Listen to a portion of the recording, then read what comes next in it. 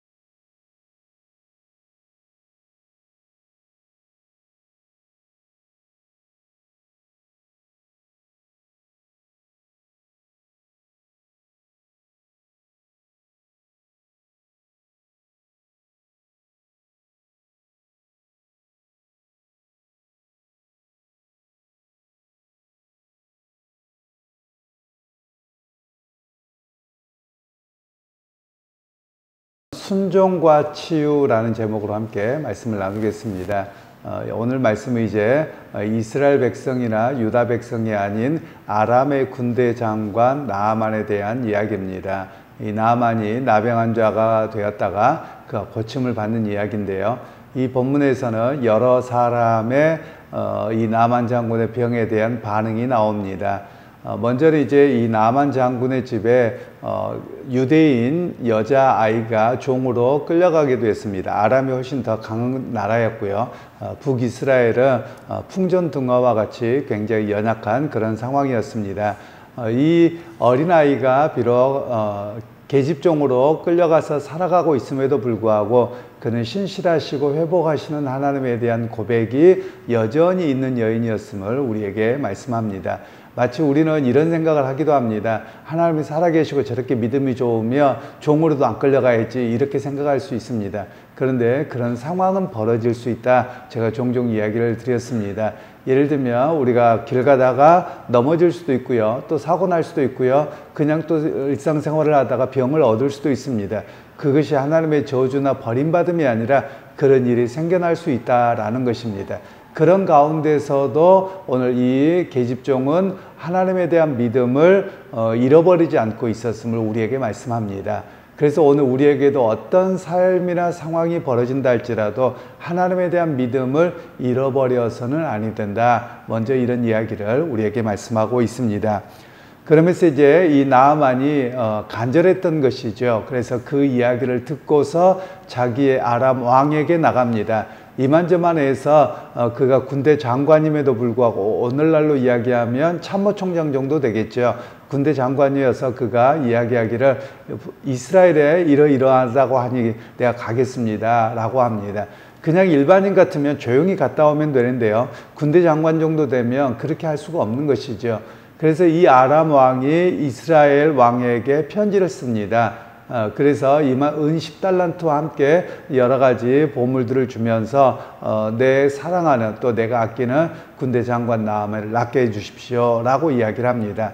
그랬더니 이 여호람 왕이 내가 하나님도 아닌데 어떻게 나보고 고쳐달라고 하느냐, 일부러 우리나라를 치려고 이렇게 작전을 꾸민다, 이렇게 이야기하는 상황이 되었습니다.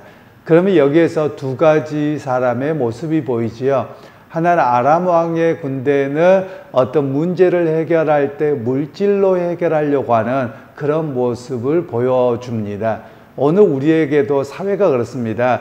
세속 사회는 어떤 일이든지 문제가 생기면 돈 주면 됐잖아, 돈으로 보상해 주면 되잖아, 그리고 그거면 뭐든지 얻을 수 있잖아, 이런 세속주의적 가치관에 있음을 오늘 여기에서는 보여주고 있는 것이고요. 그리고 이 여호람 왕의 반응은 어떻습니까?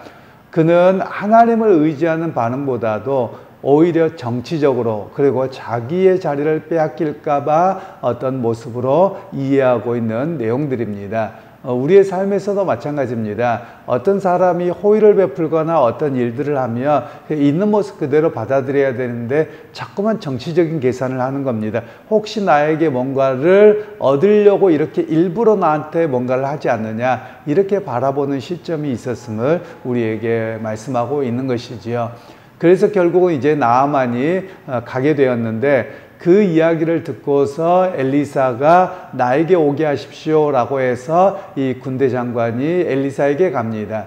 아마도 이 군대 장관이 가는 것은 한 사람이 가는 게 아니죠. 그를 호위하는 군대까지 해서 상당한 수가 움직였던 것으로 보입니다. 그런데 이 엘리사 선지자가 집에 나와보지도 않습니다. 그의 종 게하시에게 이야기하기를 요단강에 가서 7번 물에 들어갔다 나오라고 합니다 라고 이야기를 합니다. 그 말을 듣고서 이 나아만 장군이 너무 괘씸한 겁니다. 최선 나와서 머리도 조아리고 영접하고, 그리고 제사상도 거하게 차려놓고, 그리고 푸닥거리도 아주 거하게 해야 될 것 같은데 오히려 그냥 요단강에서 씻으십시오, 이렇게 이야기를 해버리는 것이죠. 그러니까 나아만 장군이 노발대발하면서 우리나라 땅에는 이 요단강보다 훨씬 더 크고 좋은 강들이 많은데 이 보잘것없는 데서 가라고 하느냐, 이렇게 하면서 노발대발하는 그런 모습이죠. 바로 이런 모습은 이제 나중에 요대로 돌아갔다고 하면 사실 전쟁이 일어날 수밖에 없는 그런 상황입니다. 그런데 그의 종 중에 하나가 더 큰 일을 하라고 했어도 해야 되는 것 아닙니까? 이 간단한 일들을 해봐야 되는 거 아닙니까? 라고 해서 하게 되었는데 하나님께서 그를 고쳐주셨다라는 이야기를 우리에게 말씀합니다. 그러면 여러분, 여기에서 이 나아만 장군의 처음의 반응이 어떠하냐라는 겁니다.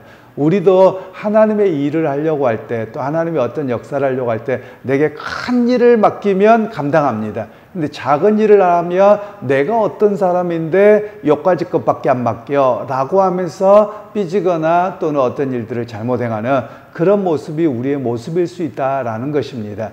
오히려 하나님께서는 무엇을 요구하고 계시냐면 작은 일부터 믿고 순종하는 것을 원하시는 것이죠. 그런데 믿고 순종하지 아니하고 자기 평가를 너무 크게 하면 오히려 아무런 역사가 일어나지 않음을 우리에게 말씀하고 있는 것이기도 합니다. 그래서 믿음의 사람들이 해야 될 일은 내게 주어진 일에, 작은 일에 충성하는 것입니다. 작은 일에 충성할 때 하나님께서 은혜와 기적으로 역사하심을 경험하게 됨을 이야기하고 있는 것이죠. 그리고 여러분, 여기에서 또 한 사람의 그 종의 반응을 보십시오. 종은 어떻습니까? 여기까지 왔는데, 그리고 더 큰 일이라도 해야 되는 것인데 이것도 못합니까? 라고 하는 그런 이야기를 하고 있죠. 오늘 우리에게는 하나님께서 맡기신 거 너무 간단한 일인 것 같습니다. 나보다 못한 사람이 해도 될 것 같습니다. 그런데 우리에게 요구하고 계시는 것은 그것부터 순종하는 법을 배우라는 것입니다. 여러분, 그것부터 순종하면 기적의 역사가 일어나고요, 하나님의 일하심을 보게 됩니다. 그런데 자기를 과대평가하고 그리고 더 큰 것을 요구하다 보면 사실은 믿음이 있는 게 아니죠. 순종하지 않음으로 인해서 자기 과시욕만 큰 것이 그의 모습일 수 있다는 것입니다. 그래서 하나님의 치유와 기적이 언제 일어납니까? 순종할 때 일어난다는 것을 이야기를 합니다. 그래서 그 순종은 어떤 것입니까? 그냥 무조건적인 순종입니다. 오늘 나아만도 물론 그가 무조건 순종을 한 것은 아닙니다. 그러나 그가 다시 마음을 돌이켜서 순종함으로 나아갔을 때 그가 고침을 받았습니다. 제가 어렸을 적에 이 말씀을 들을 때 아마도 이런 이야기를 하더군요. 이렇게 한 번, 두 번에서 7번을 들어갔습니다. 6번까지 들어갔을 때는 낫지 않았을 거라는 거예요. 그래서 아마도 이 나아만 장군이 이러지 않았을까 하고 선생님이 이야기해 줬던 기억이 나는데요. 처음에는 한 번 들어가면 조금 더 나아지고, 2번 들어가면 조금 더 나아지고, 이렇게 되어야 되는데 그런 역사가 안 일어났을 거라는 거예요. 7번 들어갈 때까지 6번째까지는 아무런 일이 안 일어났을 겁니다. 그런데 그래서 6번째에 아마 화내지 않았을까 이런 이야기를 하셨던 기억이 납니다. 그런데 7번째 들어가고 나왔더니 나았더라, 이런 이야기를 들려주셨던 기억이 납니다. 여러분, 실제로 그렇습니다. 우리는 어떤 하나님의 역사에 대해서 조금씩 뭐가 나아지길 바랍니다. 그러면 하나님이 일하시고 내가 해볼 만합니다, 이런 생각이죠. 기대가 되는 것이죠. 그런데 오히려 하나님께서는 그렇게 하시기보다도 7번을 다 온전히 순종하면 회복된다라는 이야기를 우리에게 말씀하고 계시는 겁니다. 그래서 오늘 믿음의 사람들이 해야 될 모습들이 있습니다. 그것은 우리의 생각, 너무 거기에 빠지지 말고 하나님이 그냥 말씀하셨으면 액면 그대로 믿는 것이 필요합니다. 믿고 순종할 때 하나님의 일하심을 바라보고 또 경험할 수 있음을 우리에게 말씀하고 계시는 것이지요. 그러기 여러분, 오늘 하루의 삶을 살아가시면서 오늘 여러 사람들이 나왔습니다. 여러분 스스로 나는 어떤 사람인가, 나는 어떤 종류의 모습인가를 한번 자기를 되돌아보시기를 소원합니다. 그래서 하나님, 나는 오늘 나아만 같은 사람이었습니다. 또는 아람 왕 같은 사람이었습니다. 또 나는 이스라엘 왕 같은 사람이었습니다. 나는 계집종 같은 사람이었습니다. 자기를 솔직히 하나님 앞에 보면서 하나님, 나의 이런 연약하고 믿음 없는 모습을 용서하셔서 다시 계집종과 같이 또 나만의 종과 같이 온전한 믿음으로 서게 하옵소서, 이런 고백이 여러분 가운데 있기를 소원합니다. 그래서 참 믿음으로 오늘 또 살아가는 그런 여러분의 오늘의 삶이 되기를 주님의 이름으로 축복합니다. 아멘. 하나님, 오늘 또 나만 장군의 나병에 고침받는 사건 속에서 여러 사람들이 나옵니다. 오히려 지위가 높은 사람들은 정치적인 판단만 하고 또 자기의 능력이 이거밖에 안 되느냐라고 무시하려고 하지만 오히려 종들의 모습이 더 믿음이 있었던 모습을 봅니다. 하나님, 오늘 우리 자신을 바르게 살펴서 나는 과연 어떤 믿음을 갖고 있고 어떤 모습인지를 살피면서 주님께서 말씀하실 때 그대로 믿고 순종할 때 역사가 일어남을 깨닫고 우리를 점검하고 온전한 믿음으로 서게 하는 오늘 하루의 삶이 되게 하옵소서. 예수님의 이름으로 기도하옵나이다. 아멘.